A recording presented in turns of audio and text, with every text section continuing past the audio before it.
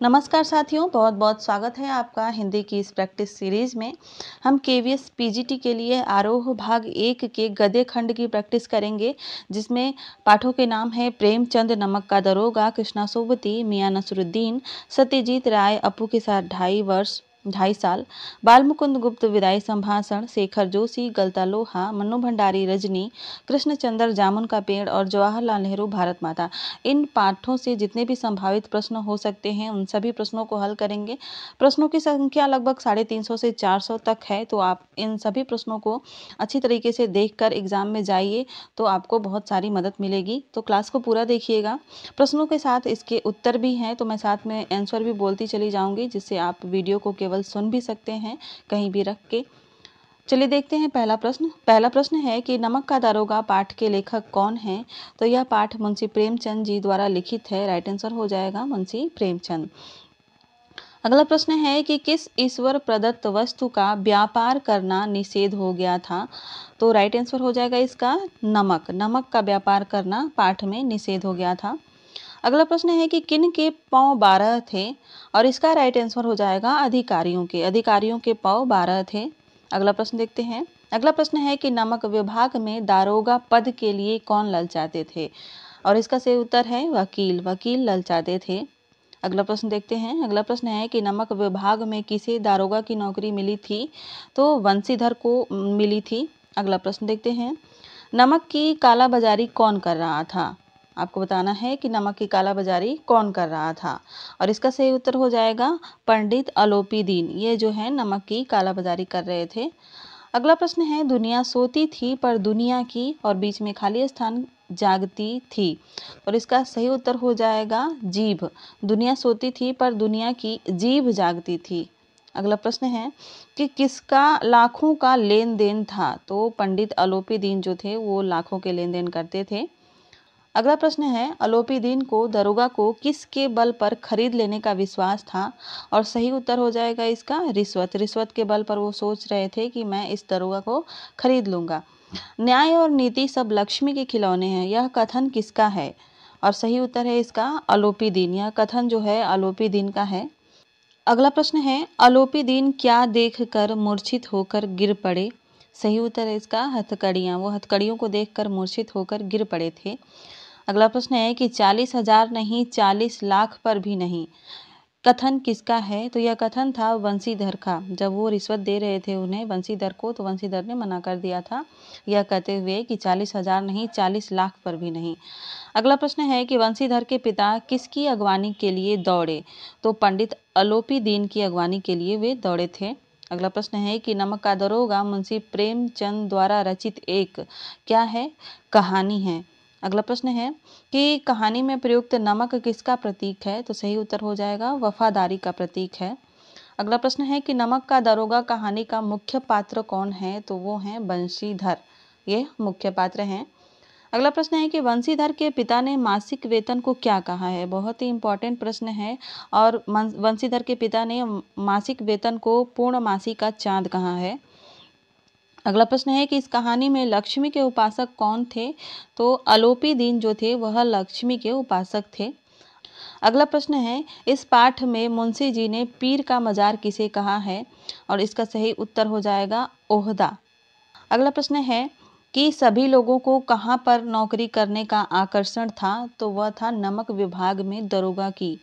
अगला प्रश्न है कि घाट के देवता को भेंट चढ़ाने से क्या तात्पर्य है?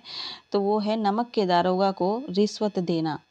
अगला प्रश्न है कि आलोपी दीन अंत में कितनी रिश्वत देने को तैयार हो गए थे? और इसका सही उत्तर है 40,000। अगला प्रश्न है कि पंडित आलोपी दीन की गिरफ्तारी का क्या परिणाम हुआ? उनकी गिरफ्तारी का यह परिणाम हुआ था कि वंशीधर की नौकरी चली गई थी। अगला प्रश्न है लोगों को किस बात पर आश्चर्य हो रहा था? लोगों को आलोपी दीन की गिरफ्तारी पर आश्चर्य हो रहा था। अगला प्रश्न आलोपी दीन ने पैसों के बल पर क्या किया था? उन्होंने अदालत की नींव हिला दी थी, वकीलों को खरीद लिया था, न्यायाधीशों को खरीद लिया था। तो ये सभी ऑप्शन सही हैं, यानी उपयुक्त सभी। अगला प्रश्न देखते हैं कि नमक का दरोगा कहानी से क्या सीख मिलती है? हमें यह सीख मिलती है कि धर्म परायण रहना चाहिए। प्रश्नों की संख्या ज़्यादा है, इसलिए हम इसको जल्दी जल्दी कर रहे हैं। कम समय में आपकी ज़्यादा से ज़्यादा तैयारी हो पाएगी। क्लास को पूरा देखिएगा। अगला प्रश्न है कि मुंशी वंशीधर की अलोपी दिन पर विजय किसका प्रतीक है? तो वह प्रतीक है अधर्म पर धर्म की, असत्य पर सत्य की, बेईमानी पर ईमानदारी की। ये सभी विकल्प सही हैं। क्लास अच्छी लगी तो क्लास को लाइक भी करिएगा और चैनल पर पहली बार आए हों तो चैनल को सब्सक्राइब भी कर लीजिएगा। अगला प्रश्न देखते हैं, कहानी का अंत किससे होता है? तो सच की जीत से होता है। प्रेमचंद की इस रचना में क्या मिलता है? तो यानी किस तरह की ये कहानी है? यह कहानी है आदर्शोन्मुख यथार्थवाद। सही उत्तर हो जाएगा इसका आदर्शोन्मुख यथार्थवाद। अगला प्रश्न है कि अलोपी दिन का पात्र है, कैसा पात्र है वह एक गतिशील पात्र है। अगला प्रश्न है, मुंशी वंशीधर की सर्व प्रमुख विशेषता क्या है? तो वो है सच पर अटल रहना। मुंशी वंशीधर सच पर अंत तक अटल रहते हैं। अगला प्रश्न है कि मैं कगारे का वृक्ष हूँ, न मालूम कब गिर पड़ूं। तो यह कथन किसका है? यह कथन है वृद्ध मुंशी जी का, यानी वंशीधर जी के पिता का यह कथन है। कगारे का वृक्ष यानी जो नदी के किनारे है और कभी भी गिर सकता है, यानी वृद्धावस्था। अगला प्रश्न है कि वंशीधर के पिता के विचार से ऊपरी आयु क्या है? तो उन्होंने ऊपरी आयु को बहता हुआ स्रोत कहा है। सही उत्तर हो जाएगा इसका बहता स्रोत। अगला प्रश्न है कि वंशीधर को किस कार्यालय में नौकरी मिली थी? तो नमक विभाग में नौकरी मिली थी। प्रश्न है कि वंशीधर के पिता ने उन्हें कैसा कार्य ढूंढने की सलाह दी थी? तो उन्होंने ऐसा कार्य ढूंढने की सलाह दी थी जिसमें ऊपरी आय मिलने की संभावना हो। अगला प्रश्न है कि मुकदमा चलने पर अदालत ने किसे दोषी ठहराया था? तो वंशीधर को ही दोषी ठहरा दिया गया था। अगला प्रश्न है, पंडित अलोपी दिन कौन थे? तो वह एक जमींदार थे। वंशीधर की ईमानदारी से प्रभावित होकर अलोपी दिन ने उन्हें किस पद पर नियुक्त किया था? तो उन्होंने अपनी संपूर्ण जायदाद का मैनेजर बना दिया था। अगला प्रश्न है, नमक का दरोगा कहानी के लिए अन्य उचित शीर्षक नहीं होगा। ऑप्शन में है सत्य की जीत, ये हो सकता है। ईमानदारी भी हो सकता है। धन पर धर्म की जीत, ये भी होगा। धर्म पर धन की जीत, ये नहीं हो सकता। तो यही हमारा राइट आंसर हो जाएगा। अगला प्रश्न है, प्रेमचंद का जन्म कब हुआ था? तो प्रेमचंद का जन्म हुआ था 1880 ईस्वी में। अगला प्रश्न, अलोपी दिन क्या देखकर मूर्छित होकर गिर पड़े थे? तो वो हथकड़ियां देकर मूर्छित होकर गिर पड़े थे। अगला प्रश्न है, प्रेमचंद का निधन कब हुआ था? और इसका सही उत्तर हो जाएगा 1936 ईस्वी में प्रेमचंद का निधन हो गया था। कुछ अन्य प्रश्न देख लेते हैं, वन लाइनर हैं, जल्दी जल्दी इसको कर लेते हैं ताकि हमें ज़्यादा से ज़्यादा प्रश्न तैयार हों। जैसे कि नमक का दरोगा कहानी के लेखक कौन है? मुंशी प्रेमचंद। नमक का दरोगा कहानी कब प्रकाशित हुई थी? तो यह 1914 में प्रकाशित हुई थी। बहुत ही इम्पोर्टेंट प्रश्न है यह। नमक का दरोगा कहानी साहित्य का कौन सा प्रकार है? तो यह एक लघु कथा है। नमक का दरोगा कहानी किसका अच्छा उदाहरण है? तो आदर्शोन्मुख यथार्थवाद का उदाहरण है। अंग्रेजों ने नमक पर अधिकार करने के लिए क्या किया था? उन्होंने नमक का एक नया और अलग विभाग बना दिया था। लेखक के अनुसार ईश्वर प्रदत्त वस्तु क्या थी? तो वो थी नमक। प्रतिबंध के कारण लोग चोरी छुपे किसका व्यापार करते थे? तो वो नमक का व्यापार करते थे। कौन सा विभाग ऊपरी कमाई का सबसे अच्छा साधन बन गया था? तो वो नमक विभाग ही था। लेखक के अनुसार उस दौर में लोग महत्वपूर्ण विषयों के बजाय क्या पढ़कर भी उच्च पदों पर आसीन हो जाते थे? सही उत्तर है इसका प्रेम कहानी व श्रृंगार रस के काव्य। नमक का दरोगा कहानी का नायक कौन है? वंशीधर है। वंशीधर के पिता को जीवन का कैसा अनुभव था? कड़वा अनुभव था। अगला प्रश्न है कि निगाह चादर और चढ़ावे पर रखनी चाहिए, यह किसका कथन है? तो वंशीधर के पिता का कथन है। मुंशी वंशीधर के पिता के अनुसार मासिक वेतन किसका चांद होता है? तो पूर्णिमा का चांद होता है। आदमी की प्यास कौन बुझाता है? ऊपरी कमाई बुझाती है। मासिक वेतन तो पूर्णमासी के चांद की तरह है, लेकिन ऊपरी कमाई तो एक बहता हुआ स्रोत है जो हमेशा आदमी की प्यास बुझाता है। यह कथन किसका है? मुंशी वंशीधर के पिता का। अगला प्रश्न है कि मुंशी वंशीधर के पिता के अनुसार मासिक वेतन कौन देता है जिसमें वृद्धि नहीं होती? और सही उत्तर है इसका मनुष्य। अगला प्रश्न है कि ऊपरी कमाई किसकी देन है जिसमें बरकत होती है? सही उत्तर है ईश्वर की। वंशीधर पुत्र कैसे पुत्र थे? तो वह एक आज्ञाकारी पुत्र थे। वंशीधर को किस विभाग में दरोगा की नौकरी मिली? नमक विभाग में। किस पद के लिए लोगों का मन ललचाता था? नमक विभाग में दरोगा। नमक के दफ्तर से 1 मील पूर्व की ओर कौन सी नदी बहती थी? बहुत ही महत्वपूर्ण प्रश्न है और वह है जमुना नदी। पंडित अलोपीदीन कहाँ के जमींदार थे? दातागंज के थे। पंडित अलोपीदीन की नमक की गाड़ियों को किसने रोका था? तो बंशीधर ने रोका था। नमक की गाड़ियां कहाँ जा रही थी? इंपॉर्टेंट प्रश्न है, कानपुर जा रही थी। पंडित अलोपीदीन को किस पर अखंड विश्वास था? लक्ष्मी पर था। न्याय और नीति ये सब लक्ष्मी के खिलौने हैं, यह कथन पंडित अलोपीदीन का है। लाखों का कारोबार किसका था? पंडित अलोपीदीन का। जहाँ पक्षपात हो वहाँ किसकी कल्पना नहीं की जा सकती है? सही उत्तर है न्याय की। जहाँ पक्षपात हो वहाँ न्याय की कल्पना नहीं की जा सकती है। अदालत से बाहर निकलने पर बंशीधर के साथ क्या हुआ था? तो व्यंग वाणों की बौछार होने लगी थी। अदालत में किसे दोषी ठहराया गया? बंशीधर को ही दोषी ठहराया गया। बंशीधर को अपनी ईमानदारी का इनाम किस रूप में मिला? तो नौकरी से निकाले जाने के रूप में मिला। वृद्ध मुंशी जी यानी बंशीधर के पिता के द्वार पर आकर क्या रुका था? सजा हुआ रथ जिस पर अलोपीदीन बैठे थे। बंशीधर ने अलोपीदीन को आते देख क्या किया था? उनका आदर सत्कार किया था। पंडित अलोपीदीन ने बंशीधर की तारीफ में क्या कहा था? तो उन्होंने कहा था कि उन्होंने अपने कर्तव्य और ईमानदारी व सच्चाई के साथ निभाने वाले व्यक्ति को अपने जीवन में पहली बार देखा है। अपने कर्तव्य व धर्म को धन से बड़ा किसने माना था? तो वो बंशीधर थे। पंडित अलोपीदीन बंशीधर के लिए किस पद का प्रस्ताव लेकर आए थे? तो मैनेजर पद का प्रस्ताव लेकर आए थे। पंडित अलोपीदीन को अपनी जायदाद को संभालने के लिए कैसा व्यक्ति चाहिए था? तो वो ईमानदार और कर्तव्यनिष्ठ। उन्हें विद्वान व्यक्ति नहीं बल्कि ईमानदार और कर्तव्यनिष्ठ व्यक्ति की आवश्यकता है। यह कथन किसका है? तो यह कथन पंडित अलोपीदीन का है। नमक का दारोगा कहानी में पंडित अलोपीदीन के व्यक्तित्व में कौन से 2 पहलू उभर कर आए हैं? तो पहला पहलू था बेईमान और चतुर व्यापारी और दूसरा बाद में वो स्वाभिमानी, सत्यनिष्ठ और ईमानदार लोगों का कदरदान बनकर उभरे। मुंशी बंशीधर के चरित्र की विशेषताएं बताइए। तो वो चरित्र है स्वाभिमानी, ईमानदार और सत्यनिष्ठ। आगे जो प्रश्न हम देख रहे हैं यह कृष्णा सोबती के पाठ मियां नसीरुद्दीन से हैं। पहला प्रश्न है मियां नसीरुद्दीन पाठ की लेखिका का नाम है? तो वो है कृष्णा सोबती। अगला प्रश्न है कि मियां नसीरुद्दीन नामक पाठ में किसके व्यक्तित्व का शब्द चित्र अंकित किया गया है? तो वह है मियां नसीरुद्दीन का। मियां नसीरुद्दीन किस कला में प्रवीण थे? तो सही उत्तर हो जाएगा रोटी बनाने की कला। नान बाई कला भी यहाँ पे ऑप्शन आ सकता है। अगला प्रश्न है कि मियां नसीरुद्दीन कैसे इंसान का प्रतिनिधित्व करते थे? तो जो अपने पेशे को कला का दर्जा देना चाहते थे। सही उत्तर हो जाएगा। अगला प्रश्न है कि जब लेखिका गढ़ैया मोहल्ले से गुजर रही थी तो उसे एक दुकान पर कैसी आवाज़ सुनाई दी थी? तो वह आवाज़ थी पटापट की। अगला प्रश्न है पटापट आटे के ढेर को सानने की आवाज़ को सुनकर लेखिका ने क्या सोचा? उन्होंने सोचा कि सेवइयां बनने की तैयारी हो रही है। अगला प्रश्न है कि मियां नसीरुद्दीन कितने प्रकार की रोटियां बनाने के लिए मशहूर हैं?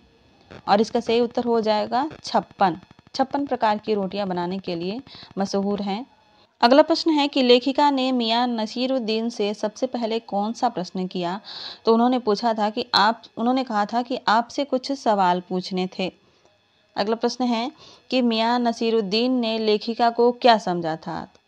मियां नसीरुद्दीन ने लेखिका को अखबार नवीस समझा था, यानी एक पत्रकार समझा था। अगला प्रश्न, मियां नसीरुद्दीन ने अखबार के विषय में क्या कहा था? उन्होंने कहा था कि ये खोजियों की खुराफात है। अगला प्रश्न है कि अखबार बनाने वाले और अखबार पढ़ने वाले दोनों को मियां नसीरुद्दीन ने क्या कहा था? उन्होंने कहा था निठल्ला। दोनों को उन्होंने निठल्ला कहा था। लेखिका के अनुसार नसीरुद्दीन का खानदानी पेशा क्या था? तो सही उत्तर है इसका नानबाई बनाने का। मियां नसीरुद्दीन अपना उस्ताद किसे मानते थे? तो अपने वालिद को, वालिद यानी अपने पिता को। अगला प्रश्न है मियां नसीरुद्दीन के वालिद का क्या नाम था? और बहुत ही महत्वपूर्ण प्रश्न है, उनका नाम था बरकत शाही।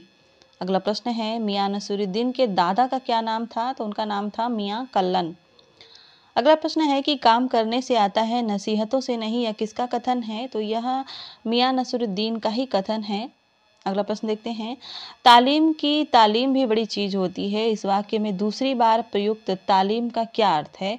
और इसका सही अर्थ है शिक्षा का ज्ञान। अगला प्रश्न है कोई ऐसी चीज खिलाओ जो न आग से पके न पानी से बने। यह शब्द किसने कहे थे? तो यह बादशाह सलामत ने कहे थे। हालांकि ये बात तो बता रहे थे मियां नसरुद्दीन ही, लेकिन बादशाह सलामत ने कहा था। किसके शब्द थे? यहाँ पे शब्द किसके थे यह पूछा गया है। अन्य प्रश्नों की बात करें, वन लाइन प्रश्न देख लेते हैं जल्दी जल्दी, इससे ज़्यादा प्रश्न तैयार होते हैं। जैसे कि मियां नसरुद्दीन पाठ किस विधा में लिखा गया है? तो यह विधा है शब्द चित्र विधा। मियां नसरुद्दीन का परिवार अपनी पीढ़ियों से कितनी पीढ़ियों से नानबाई बनाने का काम कर रहा था? तो 3 पीढ़ी थी। मियां नसरुद्दीन पाठ की लेखिका कौन है? तो वो है कृष्णा सोबती। मियां नसरुद्दीन पाठ को कृष्णा सोबती के किस संग्रह से लिया गया है? और इसका सही उत्तर है हम हस्मत। मियां नसरुद्दीन पाठ में लेखिका ने किसके व्यक्तित्व पर शब्द चित्र अंकित किया है? सही उत्तर है मियां नसरुद्दीन के। मियां नसरुद्दीन कैसे इंसान का प्रतिनिधित्व करते हैं? तो वह हैं अपने पेशे को कला का दर्जा देने वाले। अगला प्रश्न है कि मियां नसरुद्दीन पाठ में लेखिका ने मियां नसरुद्दीन को क्या नाम दिया था? सही उत्तर है इसका शाही नानबाई। मियां नसरुद्दीन किसके लिए मशहूर हैं? अनेक प्रकार की रोटियां बनाने के लिए। नानबाई का क्या अर्थ होता है? नानबाई का अर्थ होता है रोटी बनाने वाला। खानदानी नानबाई का क्या अर्थ है? रोटी बनाना व बेचना जिसका खानदानी काम हो, यानी कई पीढ़ियों से उसमें काम हो रहा हो। लेखिका द्वारा मियां नसरुद्दीन को किसका मसीहा कहा गया है? सही उत्तर है नानबाइयों का। मियां नसरुद्दीन लगभग कितने वर्ष के थे? तो 70 वर्ष के थे। मियां नसरुद्दीन की दुकान कहाँ स्थित थी? जामा मस्जिद के पास मटिया महल के गढ़ैया मोहल्ले में। इंपॉर्टेंट प्रश्न है, इसको ध्यान दीजिएगा। मियां नसरुद्दीन चारपाई में बैठकर किसका मजा ले रहे थे? तो वह बीड़ी पी रहे थे। चारपाई पर बैठकर बीड़ी पी रहे थे। आटे के ढेर को सनता देख लेखिका ने क्या सोचा? तो वह सोच रही थी कि सेवइयां बनाने की तैयारी हो रही है। लेखिका को अपनी दुकान में देखकर मियां नसरुद्दीन ने क्या समझा था? उन्होंने सोचा था कि यह कोई ग्राहक हैं। अगला प्रश्न है कि लेखिका ने जब मियां नसरुद्दीन से कुछ सवाल पूछना चाहा तो मियां नसरुद्दीन ने उनकी तरफ कैसे देखा? जैसे किसी पंच हजारी की तरह। पंच हजारी यानी 5000 सैनिकों का सेनापति। अगला प्रश्न है कि मियां नसरुद्दीन सिर हिलाते समय कैसे देखते थे? पंच हजारी की तरह। मियां नसरुद्दीन ने लेखिका को क्या समझा था? अखबार नवीस यानी पत्रकार। मियां नसरुद्दीन अखबार छापने वाले और पढ़ने वाले को क्या समझते थे? निठल्ला। पीछे हमने देखा था। मियां नसरुद्दीन ने अखबार के विषय में क्या कहा था? खोजियों की खुराफात। अगला प्रश्न देखते हैं। मियां नसरुद्दीन कितने किस्म की रोटियां बनाने के लिए मशहूर थे? तो 56 किस्म की। मियां नसरुद्दीन ने रोटी बनाना कहाँ से सीखा था? अपने पिता से। मियां नसरुद्दीन के पूर्वज बादशाह के बावर्ची खाने में काम करते थे। तो किस बादशाह के बावर्ची खाने में काम करते थे? दिल्ली के। मियां नसरुद्दीन के पूर्वज बादशाह के यहाँ क्या काम करते थे? तो नानबाई बनाने का ही काम करते थे। नानबाई का काम करते थे, रोटियां बनाने का काम करते थे। मियां नसरुद्दीन ने बादशाह का क्या नाम बताया था? तो सही उत्तर हो जाएगा जहां पनाह बादशाह सलामत। ध्यान रखिएगा, इस प्रश्न में कंफ्यूजन हो सकती है क्योंकि बहुत सारे बादशाहों के नाम दे देगा और इसमें कोई नाम बताया ही नहीं गया है। मियां नसरुद्दीन ने केवल इतना कहा है कि उनका नाम जहां पनाह बादशाह सलामत था, तो इसको ध्यान दीजिएगा। एक कहावत के अनुसार खानदानी नानबाई कहाँ रोटी पका सकता है? तो वो कुएं में भी रोटी पका सकता है, ऐसा इसमें आया है पाठ में। मियां नसरुद्दीन के वालिद यानी पिता किस नाम से मशहूर थे? तो उनका नाम मशहूर था शाही नानभाई गड़ैया वाले। मियां नसरुद्दीन किसे अपना उस्ताद मानते थे? अपने पिता को। मियां नसरुद्दीन अपने कारीगरों को कितने मेहनताना देते थे? बहुत ही बनने वाला प्रश्न है ये। 2 रुपए मन आटा और 4 रुपए मन मैदा गूंथने के मिलते थे। तो उनकी पापड़ी कैसी होती थी? महीन बारीक, एक तरह की बारीक रोटी होती थी। मियां नसरुद्दीन पाठ में बब्बन मियाँ कौन थे? तो वह थे मियां नसरुद्दीन के कारीगर। मियां नसरुद्दीन के मन में कौन सा दर्द छिपा था? नानबाई कला के घटते कदरदान और लोगों की बदलती रुचि से वे दुखी थे। मियां नसरुद्दीन का परिवार कितनी पीढ़ियों से नानबाई का काम कर रहा था? तो 3 पीढ़ियों से। आगे के प्रश्न हम सत्यजीत राय की अपू के साथ 2.5 साल से देखेंगे, जो बहुत ही महत्वपूर्ण प्रश्न है। इसमें पहला प्रश्न है अपू के साथ 2.5 साल, पाठ के लेखक कौन है? तो ये हैं सत्यजीत राय। अगला प्रश्न है कि पाथेर पंचाली फिल्म की शूटिंग का काम कितने साल तक चला था? तो वह 2.5 साल तक चला था। अगला प्रश्न है कि सत्यजीत राय किस कंपनी में काम करते थे? तो वो एक विज्ञापन कंपनी में काम करते थे और काम करते हुए जब पैसे इकट्ठे हो जाते थे तो वे लोग फिल्म की शूटिंग करते थे और जब पैसे खत्म हो जाते थे तो फिर ये फिल्म की शूटिंग रोक देते थे। अगला प्रश्न है कि फिल्म का आरंभ करने से पहले कौन से काम के लिए बड़ा आयोजन किया गया था? सही उत्तर है कलाकार इकट्ठे करने का और खास तौर पर जो अपू की भूमिका करने वाला बालक था उसके लिए और ज़्यादा। अपू की भूमिका निभाने वाले लड़के का नाम क्या था? सही उत्तर है सुबीर बनर्जी। प्रश्न पूछा जा सकता है। अगला प्रश्न है कि इंदिरा ठाकुरायन की भूमिका निभाने वाले वृद्धा का क्या नाम था? तो उसका नाम था चुन्नी बाला देवी। एक और प्रश्न बन सकता है कि चुन्नी बाला देवी की आयु क्या थी? तो वह थी 80 वर्ष। 80 वर्ष की वह थी। रेलवे लाइन के समीप वाला मैदान कौन से फूलों से भरा हुआ था? तो वह कास फूल थे, जो कि एक बार शूटिंग करने के बाद दूसरी बार खराब हो गए थे। तो अगला प्रश्न है कि फिल्म में अपू की माँ का क्या नाम था? तो फिल्म में अपू की माँ का नाम सर्वजया था। अगला प्रश्न है कि फिल्म में मिठाई वाले की भूमिका निभाने वाले का क्या नाम था? तो उनका नाम था श्रीनिवास। फिल्म में काम करने वाले पहले कुत्ते का नाम क्या था? तो वो था भूलो, जो कि मर गया था और बाद में उसी तरह का एक कुत्ता लाया गया था शूटिंग के लिए। 7 दिनों के पश्चात आने पर फिल्मकार शूटिंग आरंभ क्यों नहीं कर सका था? क्योंकि जानवरों द्वारा कास फूल खाए जाने के कारण वहां पे कास फूल थे ही नहीं। अगला प्रश्न है कि फिल्म निर्देशक ने वर्षा का सीन किस मास में लिया था? तो सही उत्तर है अक्टूबर। अक्टूबर में वर्षा में फिल्म की शूटिंग की गई थी, जिसमें बहुत ही अक्टूबर के महीने में हल्की हल्की ठंडी भी लगने लगती है और उस फिल्म की शूटिंग में बारिश में अपू के किरदार का जो लड़का था सुबीर और उसकी बहन, वो दोनों ठंड से कांपने भी लगे थे। अगला प्रश्न है कि फिल्म में अपू का घर किस गांव में दिखाया गया है? तो वो गांव था बोडाल। अगला प्रश्न है कि पुकुर का क्या अर्थ होता है? आपको बताना है पुकुर का क्या अर्थ होता है। पुकुर का अर्थ होता है पोखर। गांव में जो पोखरे होते हैं उसको पुकुर यहाँ पे कहा गया है। सुबोध दा किस गांव के रहने वाले थे? तो वो बोडाल गांव के ही रहने वाले थे और थोड़े से मानसिक रूप से विक्षिप्त व्यक्ति थे, थोड़े से पागल कह सकते हैं। अगला प्रश्न है कि साउंड रिकॉर्डिस्ट का क्या नाम था? तो उनका नाम था भूपेन बाबू। कुछ वन लाइनर प्रश्नों को देख लेते हैं, जैसे कि अपू के साथ 2.5 साल पाठ के लेखक कौन है? सत्यजीत राय। अपू के साथ 2.5 साल साहित्य की कौन सी विधा में लिखा गया है? इसकी विधा को आप लोग याद रखिएगा, यह संस्मरणात्मक विधा है, संस्मरण है यह एक। सत्यजीत राय के निर्देशन में बनी पहली फिल्म कौन सी थी? तो वह थी पाथेर पंचाली। अपू के साथ 2.5 साल पाठ में लेखक ने क्या वर्णन किया है? उन्होंने वर्णन किया है पाथेर पंचाली फिल्म को बनाते वक्त आई आर्थिक समस्याओं और अपने खट्टे मीठे अनुभवों को। प्रसिद्ध बंगाली उपन्यास पाथेर पंचाली के लेखक कौन है? तो वो है विभूति भूषण बंदोपाध्याय। इसको भी आप लोग ध्यान दीजिएगा।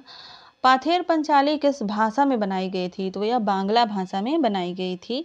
पाथेर पंचाली फीचर फिल्म कब प्रदर्शित हुई थी? बहुत ही इंपॉर्टेंट प्रश्न है यह। 1955 में यह प्रदर्शित हुई थी। पाथेर पंचाली फिल्म की शूटिंग में कितने साल लगे थे? तो यह 2.5 साल में बनी थी। पाथेर पंचाली फिल्म को बनाते वक्त लेखक कहाँ नौकरी करते थे? ये एक विज्ञापन कंपनी में करते थे।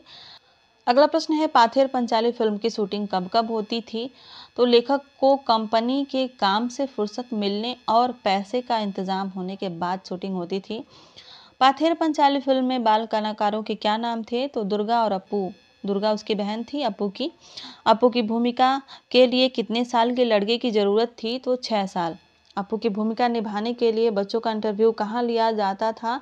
तो रास बिहारी एवेन्यू की एक बिल्डिंग में। अगला प्रश्न है कि पाथेर पंचाली में अपू की भूमिका निभाने वाले सुबीर बनर्जी को किसने ढूंढा? तो लेखक की पत्नी ने ढूंढा था। फिल्म की शूटिंग के लिए लेखक अपू व दुर्गा को लेकर कहाँ गए थे? पालसिट नाम के गांव में गए थे।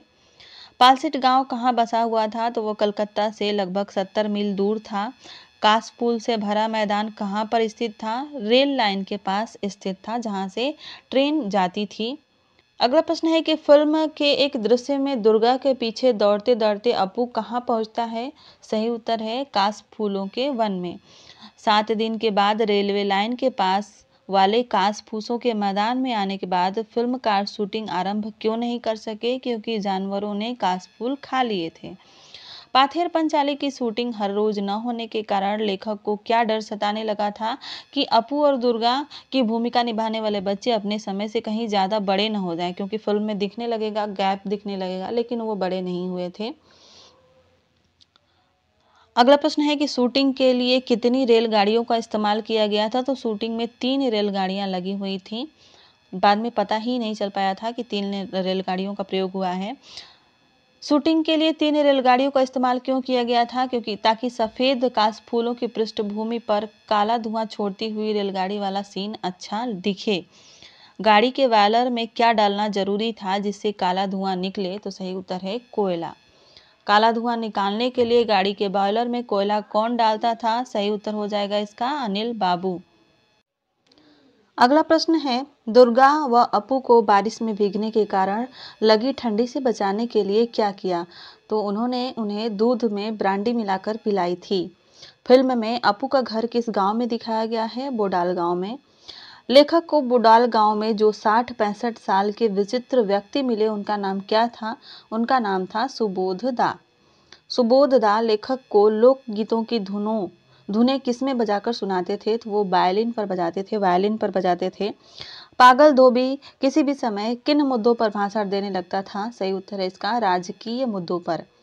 अपू किसके साथ खेलने के लिए उतावला था? तीर कमान के साथ। जब उसकी माँ उसको खाना खिला रही थी फिल्म में, तो वो तीर कमान के साथ खेलने का उतावला था।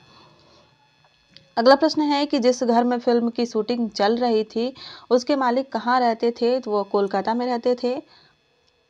अगला प्रश्न है कि शूटिंग के समय कमरे में किसे देखकर भूपेन बाबू डर गए थे? तो वो सांप को देखकर डर गए थे। अगला प्रश्न है कि फिल्म शूटिंग की टीम सांप को मारना चाहती थी मगर स्थानीय लोगों ने उन्हें क्या कहकर ऐसा करने से मना किया था? तो उन्होंने कहा था कि सांप वास्तु सर्प है, यानी शुभ होता है सांप। सत्यजीत राय का जन्म कब हुआ था? सही उत्तर है 2 मई 1921 को कोलकाता में। 1985 में भारत सरकार ने सत्यजीत राय को कौन से पुरस्कार से नवाजा था? तो यह पुरस्कार था दादा साहब फाल्के। 1992 में विश्व सिनेमा में अभूतपूर्व योगदान के लिए सत्यजीत राय को कौन सा पुरस्कार दिया गया था? तो वो था मानद ऑस्कर अवार्ड।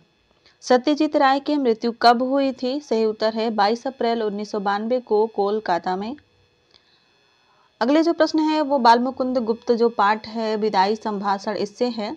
विदाई संभाषण पाठ के लेखक कौन है? तो वो है बाल मुकुंद गुप्त। लेखक ने यह विदाई संभाषण किस अंग्रेज शासक की विदाई के समय लिखा था? सही उत्तर है लॉर्ड कर्जन। लेखक ने तीसरी शक्ति किसे कहा है? उन्होंने ईश्वर को तीसरी शक्ति कहा है। ध्यान रखिएगा सारे प्रश्न जो है पाठ के अनुसार हैं और परीक्षा में जो प्रश्न है वो भी पाठ के अनुसार ही पूछे जाएंगे। अगला प्रश्न है, लेखक के अनुसार कौन सा समय करोड़ों उत्पादक होता है? तो सही उत्तर है इसका बिछोड़ने का समय। बिछोड़ने के समय मन में किस रस का आविर्भाव होता है? सही उत्तर है वियोग रस का। अगला प्रश्न है कि शिव शंभू के पास कितनी गायें थीं? सही उत्तर है 2 गायें। शिव शंभू ने अपनी कौन सी गाय पुरोहित को दान में दी थी? सही उत्तर है शक्तिशाली। लॉर्ड कर्जन के शासन काल रूपी नाटक का अंत कैसा था? तो वह था दुखांत। अगला प्रश्न है कि इस पाठ में सूत्रधार शब्द किसके लिए प्रयुक्त हुआ है? सही उत्तर है लॉर्ड कर्जन के लिए। प्रश्न है कि किंतु पर्दे के पीछे एक और ही लीलामय की लीला हो रही थी। इस वाक्य में लीलामय किसके लिए प्रयुक्त हुआ है? सही उत्तर है इसका ईश्वर की लीला। नींद और भूख हराम है का अर्थ क्या होता है? यानी परेशानी में डालना। अगला प्रश्न है कि दिल्ली में किस राजा की प्रार्थना पर नादिर शाह ने कत्लेआम रोक दिया था? सही उत्तर है आसिफ जाह। प्रश्न है बंगाल विभाजन किस वायसराय ने किया था? सही उत्तर है लॉर्ड कर्जन ने। अगला प्रश्न है लॉर्ड कर्जन का स्वभाव कैसा था? तो उनका स्वभाव जिद्दी था। अब वन लाइनर प्रश्न है जैसे कि विदाई संभाषण पाठ के लेखक कौन है? तो वो है बाल मुकुंद गुप्त। विदाई संभाषण को बाल मुकुंद गुप्त की किस रचना से लिया गया है? तो इसका सही उत्तर है शिव शंभू के चिट्ठे। शिव शंभू के चिट्ठे कैसी रचना है? तो यह एक व्यंग रचना है। लेखक ने विदाई संभाषण किस अंग्रेज शासक की विदाई के समय लिखा? लॉर्ड कर्जन के। इस पाठ में सूत्रधार शब्द किसके लिए प्रयुक्त हुआ है, तो वह लॉर्ड कर्जन के लिए प्रयुक्त हुआ है। और लेखक के अनुसार सूत्रधार शब्द का क्या अर्थ है, तो सही उत्तर है इसका जिसके हाथ में संचालन की डोर हो। लॉर्ड कर्जन भारत में कितनी बार वायसराय बनकर आए, तो ये 2 बार वायसराय बनकर आए। पहली बार वो आए थे 1899 से 1904 तक वायसराय रहे, और उसके बाद दूसरा कार्यकाल इनका 1904 से 1905 तक रहा था। आगे देखते हैं प्रश्नों को। लॉर्ड कर्जन ने भारत में क्या करने की कोशिश की थी, तो अंग्रेजों का वर्चस्व स्थापित करने की कोशिश की थी। लॉर्ड कर्जन किसके पक्षधर थे, सरकारी निरंकुशता के। लॉर्ड कर्जन ने किसकी स्वतंत्रता पर प्रतिबंध लगा दिया था, तो प्रेस की स्वतंत्रता पर प्रतिबंध लगा दिया गया था। अगला प्रश्न है कि लेखक के अनुसार लॉर्ड कर्जन ने किन्हें गर्म तवे पर पानी की बूंदों की भांति नचाया है, सही उत्तर है भारतीयों को। प्रश्न है बलशाली गाय को बिछड़ने पर रोज उससे मार खाने वाली दुर्बल गाय को कैसा लगा, तो वो बहुत दुखी हुई थी। अगला प्रश्न है कर्जन जब दूसरी बार वायसराय बनकर भारत आए तो वो कहाँ उतरे थे, तो वह मुंबई में उतरे थे। जुलूस में लॉर्ड कर्जन किस में सवार रहता था, तो सबसे ऊंचे हाथी में। जुलूस निकलने पर कर्जन का हाथी कहाँ होता था, तो वह सबसे आगे होता था। कर्जन और उसकी लेडी किससे बनी कुर्सी पर बैठते थे, सोने की कुर्सी पर बैठते थे। काउंसिल में उटपटांग कानून पास करने के वक्त कर्जन के अंदर क्या नजर नहीं आई, तो गंभीरता थी। अगला प्रश्न है कि लॉर्ड कर्जन हमेशा ब्रिटिश शासकों को किस बात की धमकी देते थे, तो सही उत्तर हो जाएगा इस्तीफा देने की। लॉर्ड कर्जन के इशारे पर कौन नाचते थे, हाकिम नाचते थे। भारत की शिक्षा व्यवस्था को लगभग किसने खत्म किया था, सही उत्तर है लॉर्ड कर्जन ने। लॉर्ड कर्जन की क्या जिद थी, उनकी जिद थी बंगाल विभाजन, उन्हीं की वजह से बंगाल का विभाजन हुआ था।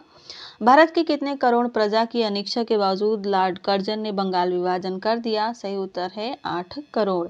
बंगाल विभाजन किस वायसराय ने किया था, ऐसा प्रश्न बनेगा तो उत्तर होगा लॉर्ड कर्जन। लॉर्ड कर्जन सबसे अधिक प्रतिक्रियावादी कार्य कौन सा था, तो वह था बंगाल का विभाजन। विधायी संभाषण पाठ में घमंडी खिलाड़ी किसे कहा गया है, तो लॉर्ड कर्जन को कहा गया है।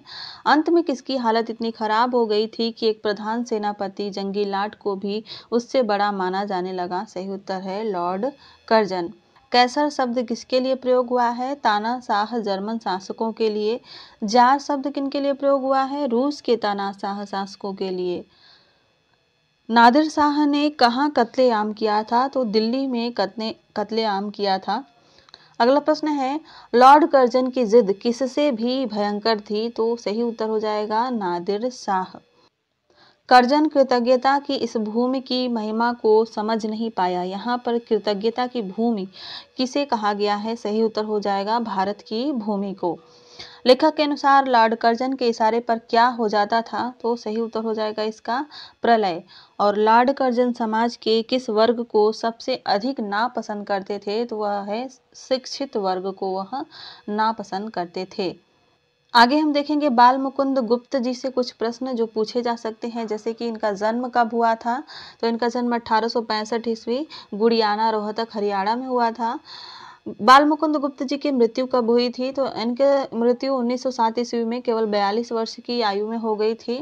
बाल मुकुंद गुप्त ने कौन कौन से पत्रों का संपादन किया था, तो वो था हिंदी हिंदुस्तान, हिंदी बंगवासी, भारत मित्र और भारत प्रताप। बाल मुकुंद गुप्त किस क्षेत्र से जुड़े थे, तो वो पत्रकारिता के क्षेत्र से जुड़े थे। बाल मुकुंद गुप्त की प्रसिद्ध रचनाएं कौन सी हैं, शिव शंभू के चिट्ठे और खत। बाल मुकुंद गुप्त का कविता संग्रह किस नाम से प्रकाशित है, सही उत्तर हो जाएगा स्फुट कविता। बाल मुकुंद गुप्त को कौन से 2 युगों को जोड़ने वाली कड़ी माना जाता है, तो सही उत्तर हो जाएगा भारतेंदु युग और द्विवेदी युग। बाल मुकुंद गुप्त जी ने कौन से निबंध की रचना की थी, तो वो था बाल मुकुंद गुप्त निबंधावली। अगले जो प्रश्न है वो शेखर जोशी के गलता लोहा से हैं। प्रश्न है गलता लोहा शीर्षक कहानी के लेखक कौन है, शेखर जोशी। गलता लोहा शीर्षक में किस प्रमुख समस्या को उजागर किया गया है, सही उत्तर है जातिगत भेदभाव की समस्या। अगला प्रश्न है कि खेत में जाते समय मोहन के हाथ में क्या था, सही उत्तर है हंसुआ, जिससे घास काटी जाती है। अगला प्रश्न है मोहन हंसुआ लेकर किस उद्देश्य से निकला था, खेत में उगी झाड़ियां काटने के लिए। प्रश्न है कि वंशीधर का मुख्य व्यवसाय क्या था, सही उत्तर हो जाएगा पुरोहिताई। वंशीधर ने चंद्रदत्त के घर जाकर किस पाठ को करने के लिए मोहन से कहा था? तो सही उत्तर हो जाएगा रुद्री पाठ। अगला प्रश्न है, मोहन के अध्यापक का क्या नाम था? सही उत्तर हो जाएगा त्रिलोक सिंह। कहानी में गोपाल सिंह कौन है? तो गोपाल सिंह एक दुकानदार हैं। सांप सूंघ जाना का क्या अर्थ होता है? सही उत्तर हो जाएगा चुप हो जाना। अगला प्रश्न है, धनराम का संबंध किस जाति से है? तो वह लोहार था। धनराम किस कक्षा तक पढ़ पाया था? तो सही उत्तर हो जाएगा तीसरे दर्जे तक, यानी तीसरी कक्षा तक। मास्टर जी की आवाज कैसी थी? मास्टर जी की आवाज कड़क थी। धनराम के पिता का क्या नाम था? सही उत्तर हो जाएगा गंगाराम। मास्टर मोहन ने मास्टर त्रिलोक सिंह की कौन सी भविष्यवाणी को सिद्ध कर दिखाया था? छात्रवृत्ति प्राप्त करने की। रमेश किस नगर में नौकरी करता था? सही उत्तर हो जाएगा लखनऊ। अगला प्रश्न है, रमेश मोहन को क्या समझता था? तो वह नौकर समझता था मोहन को। हालांकि वो पढ़ने के लिए गया था, लेकिन उसको घर के सारे काम करवाता था यह। मोहन अपनी वास्तविकता नहीं बताना चाहता था, क्योंकि इसका सही उत्तर हो जाएगा वह अपने पिता को दुख नहीं पहुंचाना चाहता था। प्रश्न है कि ब्राह्मण टोले के लोग शिल्पकार टोले में बैठना नहीं चाहते थे, क्योंकि वे शिल्पकारों को नीच समझते थे। कुछ अन्य प्रश्न देख लेते हैं, जैसे गलता लोहा पाठ के लेखक कौन है? शेखर जोशी। शेखर जोशी का जन्म कहाँ हुआ था? तो उनका जन्म अल्मोड़ा उत्तराखंड में हुआ था। गलता लोहा कहानी हमारे समाज में फैली किस व्यवस्था को उजागर करती है? तो यह जातिगत विभाजन है। गलता लोहा कहानी का नायक कौन है? तो वह है एक गरीब ब्राह्मण बालक मोहन। मोहन कैसी बुद्धि का बालक था? कुशाग्र बुद्धि का। गलता लोहा कहानी के अनुसार मोहन के पिता बंशीधर क्या काम करते थे? तो वो पंडित गिरी या पुरोहिताई का काम करते थे। बंशीधर ने कहाँ जाकर अपने यजमान चंद्रवत जी के लिए रुद्री पाठ कराना चाहा था? तो सही उत्तर हो जाएगा गणनाथ। इसको ध्यान दीजिएगा, यह महत्वपूर्ण प्रश्न बन सकता है। गणनाथ ने कितने मील की सीधी चढ़ाई? अब बंशीधर के बूते की बात नहीं है, तो गणनाथ की 2 मील की सीधी चढ़ाई जो है वह अब बंशीधर के बूते की बात नहीं थी। मोहन चंद्र दत्त जी के यहाँ रुद्री पाठ करने क्यों नहीं गया था? क्योंकि उसे पूजा पाठ व अनुष्ठान करने का कोई अनुभव नहीं था। अगला प्रश्न है, हसुआ किसे कहते हैं? सही उत्तर हो जाएगा घास काटने की दराती या औजार, जिससे मतलब घास काटी जाती है। अगला प्रश्न है, दराती या धार लगाने के उद्देश्य से मोहन कहाँ गया था? तो वह गया था अपने स्कूल के दोस्त धनराम के आफर में। आफर यानी जहाँ वो जो दुकान थी लोहार की। आफर क्या होता है? वह जगह जहाँ पर आग की भट्टी में लोहे को गलाकर उससे अनेक तरह के लोहे बर्तन या औजार बनाए जाते हैं, यानी लोहे के औजार या बर्तन बनाने वाली जगह को आफर कहा जाता है। धनराम के पिता का क्या नाम था? गंगाराम नाम था। स्कूल में धनराम से मास्टर जी ने किसका पहाड़ा सुनाने को कहा था? इंपॉर्टेंट प्रश्न है। तो वह 13 का पहाड़ा था, 13 यानी 13 का टेबल सुनाना था उसको। जुबान की चाबुक का क्या अर्थ होता है? जुबान की चाबुक यानी कड़वे वचन बोलना। अगला प्रश्न है, स्कूल के मास्टर त्रिलोक सिंह ने धनराम पर जुबानी चाबुक क्यों चलाई? क्योंकि उसने 13 का पहाड़ा याद नहीं किया था।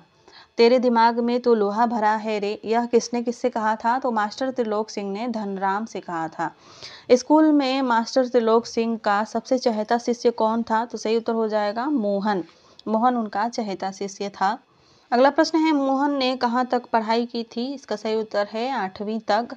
मोहन के पिता ने उसे आगे की पढ़ाई के लिए कहाँ भेज दिया था? तो लखनऊ भेज दिया था। मोहन के पिता ने उसे आगे की पढ़ाई के लिए किसके साथ लखनऊ भेजा था? तो रमेश के साथ लखनऊ भेजा था। रमेश किस शहर में नौकरी करता था? तो वह लखनऊ में नौकरी करता था। मोहन ने तकनीकी स्कूल में कितने वर्ष तक पढ़ाई की? सही उत्तर है 1.5 वर्ष तक। रमेश मोहन को क्या समझता था? अपना घरेलू नौकर। अगला प्रश्न है कि मोहन के पिता बंशीधर ने धनराम से क्या झूठ बोला था? उन्होंने कहा था कि मोहन की नियुक्ति सेक्रेटरियल यानी सचिवालय में हो गई है। अगले प्रश्न मन्नू भंडारी के पाठ रजनी से है। इसमें हम देखेंगे कैसे प्रश्न बन सकते हैं। जैसे रजनी की लेखिका कौन है? वह है मन्नू भंडारी। लीला ने मंगवा रखी थी, क्या मंगवा रखी थी? केसरिया रसमलाई। अगला प्रश्न है कि अमित के गणित में कम नंबर आए थे, क्यों आए थे? क्योंकि उसने ट्यूशन नहीं लिया था। अगला प्रश्न है कि मैथ के सर कौन थे? तो मैथ के सर का नाम था मिस्टर पाठक। अगला प्रश्न है, अमित को मैथ्स में कुल कितने नंबर मिले थे? तो मैथ में उसको मिले थे 72 72 नंबर। रजनी के पति घर क्या भूल गए थे? फाइल भूल गए थे। अगला प्रश्न देखते हैं, रजनी के द्वारा भेजी गई स्लिप कहाँ रखी थी? तो सही उत्तर हो जाएगा इसका चपरासी के जेब में। बोर्ड प्राइवेट स्कूलों को मान्यता देने के बाद कितनी ग्रांट देता है? तो सही उत्तर है 90%, 90%। रजनी ने किसे इश्यू उठाने के लिए कहा था? सही उत्तर है संपादक को, अखबार के संपादक को। अगला प्रश्न है कि किस तारीख को पेरेंट्स की एक मीटिंग होनी निश्चित हुई? सही उत्तर है 25 तारीख को। अगला प्रश्न है कि रजनी रसमलाई किसके मुंह में डालती है? तो वह अमित के मुंह में डालती है। अगला प्रश्न है I am very proud of you किसने कहा था? सही उत्तर है रजनी के पति ने। अब यह रजनी कोई और मुसीबत न खड़ी करे, यह कथन किसका है? तो यह लीला का कथन था।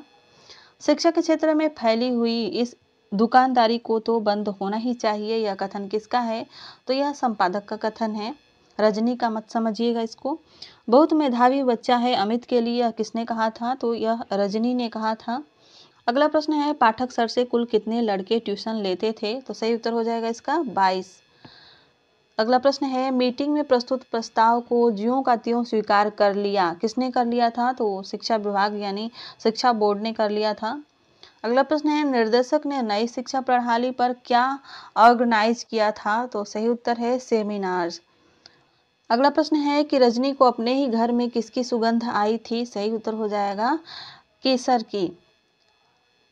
अब कुछ और प्रश्न देख लेते हैं, जैसे कि पाठ किस विधा से संबंधित है? तो सही उत्तर हो जाएगा इसका पटकथा, यह पटकथा है।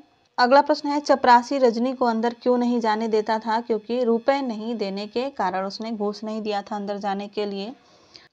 अगला प्रश्न है अमित किसका पुत्र है? तो वह लीला का पुत्र है। कौन अन्याय का डटकर मुकाबला करने की बात कहती है? तो रजनी कहती है। अमित स्कूल में कौन से स्थान पर आया था? सही उत्तर हो जाएगा इसका 6ठे स्थान पर। रजनी और लीला को किसके प्रथम आने की संभावना थी? सही उत्तर हो जाएगा अमित के प्रथम आने पर। अब हम कृष्णचंद्र द्वारा लिखा गया पाठ जामुन का पेड़ से प्रश्न देखेंगे, जैसे कि जामुन का पेड़ कहानी किसके द्वारा रचित है? तो कृष्णचंद्र। जामुन का पेड़ कैसी कथा है? तो यह एक हास्य व्यंग कथा है। सेक्रेटरिएट के लॉन में कौन सा पेड़ गिरा था? तो वह जामुन का पेड़ गिरा था। किसने पहली बार देखा कि पेड़ के नीचे एक आदमी दबा पड़ा है? तो सही उत्तर हो जाएगा माली ने। दबा हुआ व्यक्ति पेशे से क्या था? तो पेशे से था कवि।